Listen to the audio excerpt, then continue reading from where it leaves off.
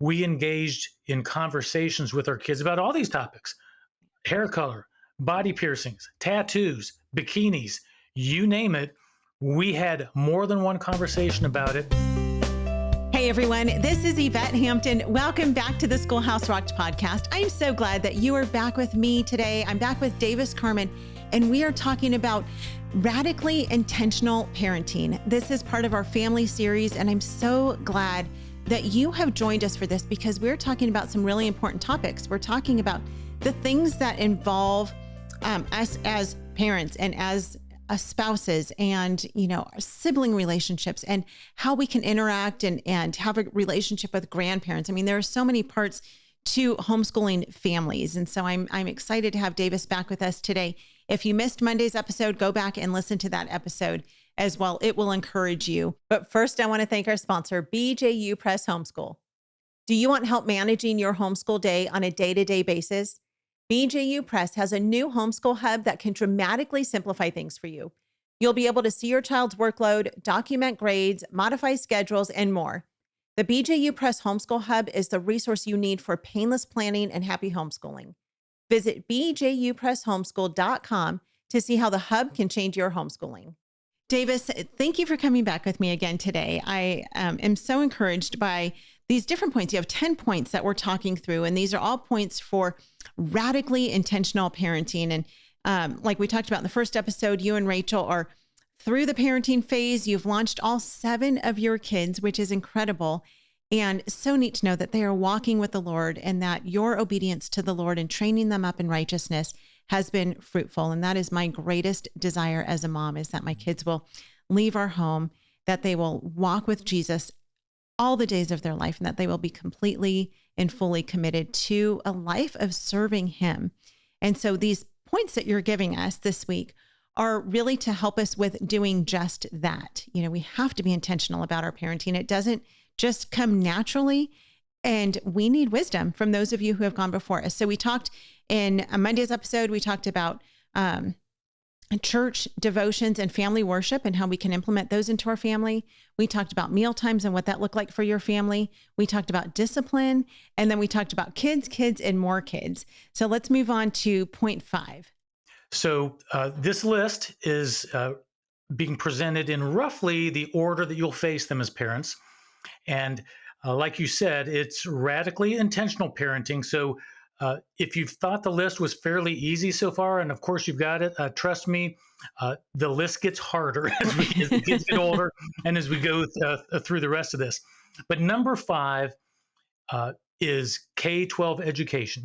You've had some kids, and now it's time to decide, how are you going to educate them? Are you going to send them to the public school?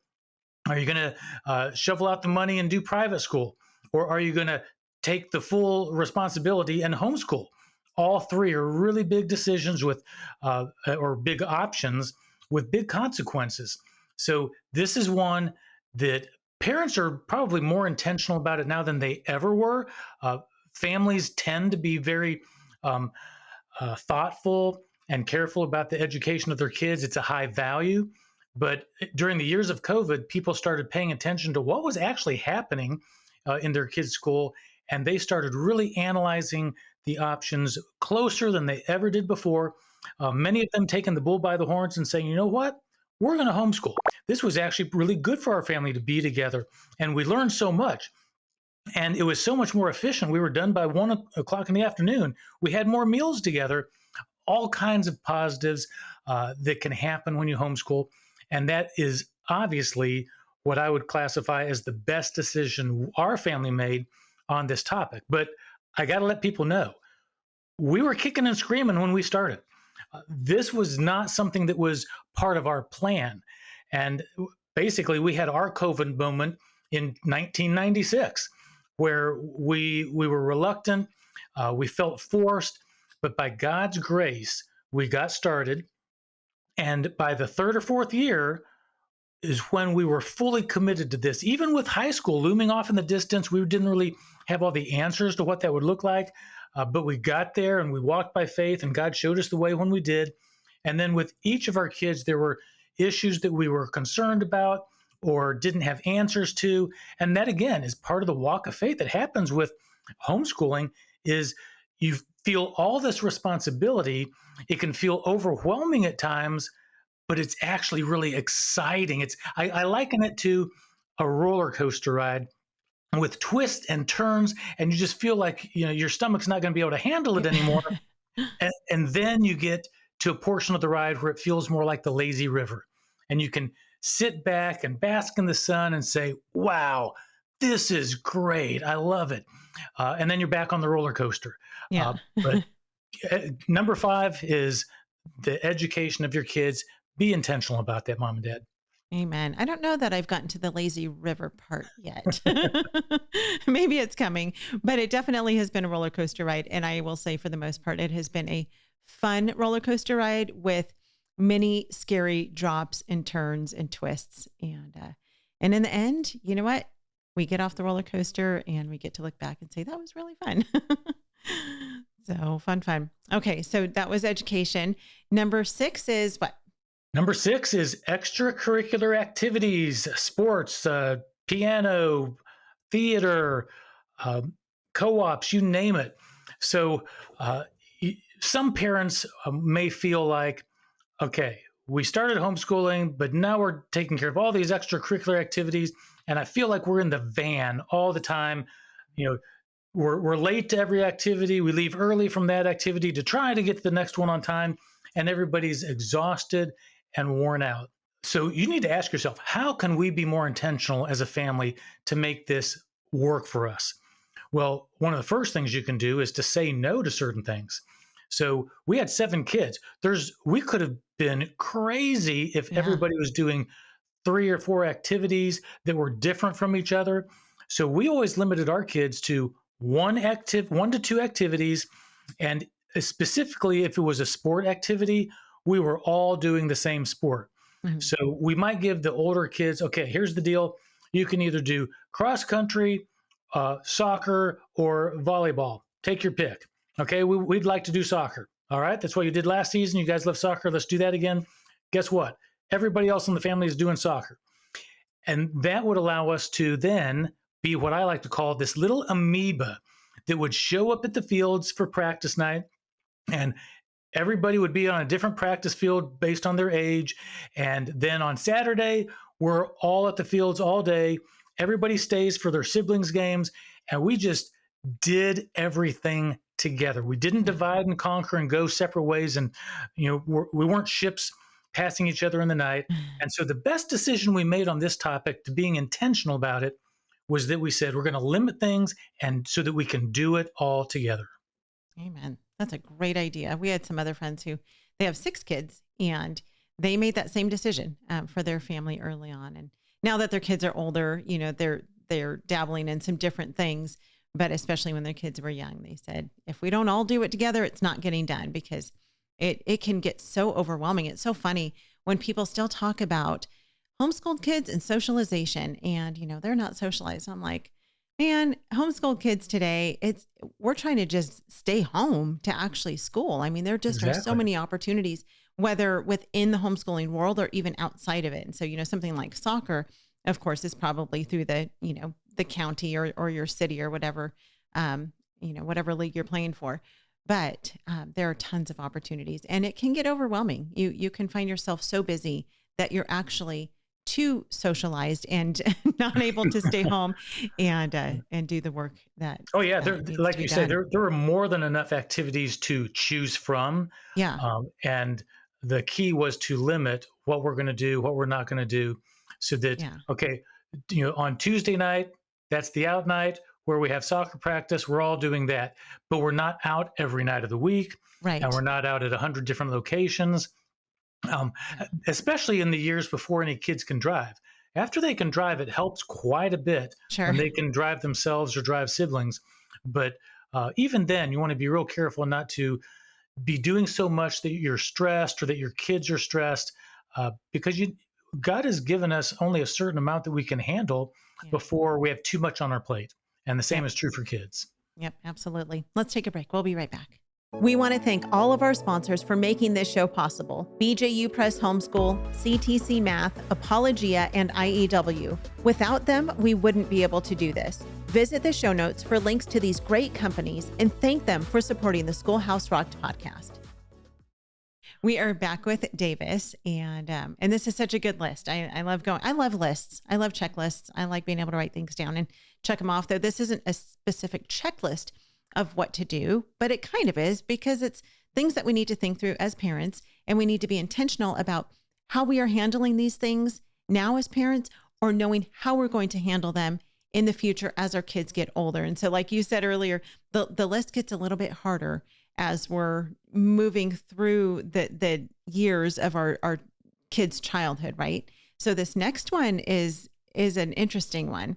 And I know that there are people on both sides of the coin on this one. And so this one is sleepovers. What's the best decision you ever made on sleepovers? Yeah. So as you can tell, sleepovers can start to get controversial or difficult, or, oh boy, we're hitting on, tougher territory. But the best decision we ever made here was just saying no. Mm-hmm. It's not a popular decision, and a lot of people won't understand. But your good friends will understand, and it's a great opportunity to just talk about why you might be making that decision.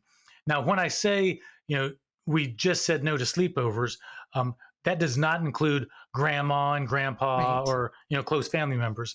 But even with good friends, there are going to be other people at that sleepover. And one way I like to ask it is, what are the good things that can happen at a sleepover? And there might be a few, but the list is probably short, but I'm not going to say there's nothing good that can happen. But what are some of the bad things that can happen at a sleepover? And that's where it can be chilling. And so we live in a world today where trust has been broken at a lot of levels. I wish it wasn't. But this is an area where, as a parent, you may need to be so radically intentional that people don't understand, but it's for the protection of your kids. So, and yet, just because you say no and your kids know that you don't do sleepovers doesn't mean you're going to get asked multiple times. Right. And a real good example I like to give on this is when our two youngest kids were facing a situation. They were in a Taekwondo group, and this Taekwondo group was going to do a sleepover. They were going to do their practice Friday night after dinner. Then they're going to stay up all night and play games and watch movies. And then in the morning, they're going to do a morning workout and have breakfast and be done by noon. And, we'd been saying no for years. So this was an easy no for me and Rachael. But my two sons actually really wanted to take part in this. So we have all these conversations. And this is how we skinned that cat. I said, okay, guys, here's the deal. Mom and dad are going to, or I'm dad, I'm going to make a big sacrifice to make this happen.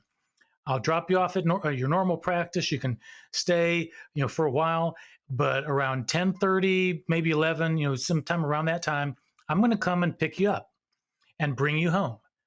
And then I will get up super early in the morning and I'll bring you back for that 6 o'clock breakfast workout and other events you were going to be taking part of that day. So we made a big sacrifice, but there was no way in the world I was going to let them stay up for the bad stuff that was going to happen during the night, for the movie that wasn't the best selection in that group to take. But I wasn't in charge of the movie or all these kids that were going to be there. But I did figure out a way to protect my kids from the time during a sleepover when bad things can happen. Yeah. Yeah. We have a lot of friends who have made that same decision for their kids. And I think it's a very wise decision to make. And we pretty much stand there with no sleepovers, but there are a few friends that we will allow our girls to have sleepovers with, but they're very specific families that we will allow. And, you talk about family. These are families that are close, like family, people that we really, really trust. And even with those people, we have very specific rules. And it's been for us a time for our girls to even show their responsibility and maturity, in that they'll call us and say, oh, someone, so-and-so wants to watch this movie. Is it okay if we watch this movie? Or something like that. And there's been lots of times where we've said, no, we've not seen that yet. We haven't read reviews. We're not comfortable with that. And they'll say, oh, okay, no problem. And so, we, for the most part, don't do sleepovers either because of that, and we wouldn't let like, okay, your whole soccer team's getting together for a sleepover. Not a chance. But for families that we've known for a really long time and are really close with, that's something that we have allowed for our girls. But this is where you pray and you ask for the Lord's wisdom to guide you and to help you to make the decision that's best for your family and for your kids. So, but that can be a tricky one. And it's one that, like you said, your kids, I mean, they will buck against you because when all of their friends are having a sleepover, they really, really, really want to do that as well. Well, So, right. And again, the list we're going through is not a formula. I'm not saying right. that families need to make the exact Sure. decisions we've made. But everything I heard and what you just said, you were being very intentional about conversations with families they might spend the night with, about movies they may or may not see, Yeah. and the key to this whole thing is to be intentional, to not be a whatever parent or a random parent or just Right. let everything goes. And sometimes that intentionality may look radical to somebody else or extreme or hard to swallow. But Yeah. the key is parenting is a literal responsibility, and we need to take it seriously and and uh, and make decisions on purpose. Yeah. Yeah, absolutely. And one of the things that we've done too, which I'll say is we'll say, we don't know that family well enough. So we're not okay with you staying the night there, but they're welcome to spend the night here at our home. And so, we have a very open door policy with our kids in that, you're welcome to invite your friends over anytime they want to be here, and if their parents are okay with it, we're okay with it. And so, but we do have a rule. And I will say this, one of our rules is that Garrett is never, ever, ever alone in our home with our girls and their friends. Even the neighborhood kids who come over and play, I never leave our home with one of our girls and their friends home alone with Garrett. Not because I don't trust him, but because that's actually his rule in order to just protect himself for Exactly. anyone who may have questions, because there's just weirdness out in the world. And so he says, in order to protect myself, I will never allow there to be a girl, with our girls home alone without you here. So that's Right. just one of the family rules that we have as well. So we've had times where Lacey's friend, one of her little best friends who lives down the street, she'll come over. And if I have to leave the house, I'm like, well, you guys have to go outside now, or go back to her house or whatever. So anyway, okay, we've got a couple minutes left and I want to talk about this last one because I know the two that we're going to talk about tomorrow are going to take a little bit of time. So let's talk about number 8. Oh yeah, and this one can be tough too. Remember, Yeah. they're getting harder, and that's Oh, I know. bikinis, haircuts, and other fashion statements. Woo. So I remember when Rachel and I first had kids, and we're giving ourselves a pep talk, and we're thinking, if our kids want to dye their hair blue or green when they're a kid, that's no big deal. Well, we had no idea that that would be just the tip of the iceberg of the pressures that our kids would face with body piercings, tattoos, bikinis, specifically with the Oh, girls. And here's the best decision we made on these kind of issues. We didn't avoid the topic. mhm. It would be so easy to just not talk about it or to put your foot down and not talk about it. But instead, we engaged in conversations with our kids about all these topics: hair color, body piercings, tattoos, bikinis, you name it. We had more than one conversation about it. And what it did was it it made it a safe conversation. They knew that our kids know where we stand on some of those things, but we never forced it. It came out naturally and calmly in the conversations, which caused them to think about it. And then they even said many things that have caused us to say, that's some interesting points. But with bikinis, we had our points regarded to modesty, what will other people think, you're young, what you don't want to be objectified. I can give my list of reasons why I would not want my daughters to wear a bikini, but they were feeling pressure and they wanted to state their positions. And more than anything, we had the conversations, and I wouldn't even call them tough conversations, Sure. maybe uncomfortable at times, and unpopular with our kids. But the relationships actually grew as a result of us not avoiding this topic. Yeah, I'm with you. Our oldest, about a month or so ago, she got a nose ring. Maybe it was a little longer than that. And she really wanted to have a nose ring. And so we talked about this and prayed about it for a long, long time. And of course she came to us with actual scripture and Mom, women in the Bible wore nose rings. And I had a nose ring years ago. And so then it was like, well, Mom had a nose ring too. And we really had to come to with that specifically was that, it was just a small, nose ring. It wasn't anything that was, alarming to look at. And it wasn't a sinful matter for her. And so that's really what we had to come back to, is that we didn't feel like it was a sinful decision that she wanted to make. It was just more of a, she just likes the way they look. And so we were okay with that. But we said, we draw the line at tattoos. We don't want you to ever get a tattoo. And so our agreement with her literally was, you can get a nose ring, but that's the last piercing you ever get. I mean, she has her ears pierced, but but that's the last piercing you get ever, and no tattoos ever. And she agreed to that. And so I was like, okay, you can get a nose ring. I'm okay with that. What's great, what I'm hearing is you had conversations with your kids. Absolutely. And it sounds like the relationships have been enhanced because of that. Yeah. And it causes your kids to not be whatever people themselves. They're going to think about, okay, tattoos or hair coloring or this clothing. Yeah. They're probably going to be a little bit more intentional themselves. Sure. And make better decisions as a result. Yeah, absolutely. And it's true. I mean, it wasn't a decision that we made just in the snap of a finger. Like, we talked about this for months before we finally said, okay, all right, we'll go for this. And so anyway, it was good. I love being able to talk with our kids about these things, and I love the opportunity that we have with our kids being able to trust us to help them navigate life and navigate this world that they live in and try to make the best decisions that they can make as we pray and try to make the best decisions that we can make as parents. So thank you for sharing these. We're going to come back tomorrow and we've got the last two to talk about, which are going to be pretty big and heavy. And I'm excited to hear your take on both of these and the decisions that you and Rachael made with these. Davis, where can people find out more about you? Yes, people can go to apologia.com. That's our website where we have all our curriculum that's creation-based science, math, and Bible. They can find our blog and read articles and devotionals. They can find our podcast, the Let's Talk Homeschool podcast, and all kinds of freebies and other things to help them in their homeschooling journey. Yeah, sounds great. We'll put that link in the show notes. If you guys have not shared this episode, will you please do me a favor and just hit copy and paste and share it somewhere through text, through social media, through emails, whatever it is.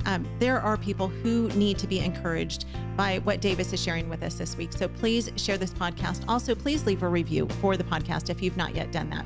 We would really appreciate it. Have a great rest of your day. We'll see you back here tomorrow. Bye.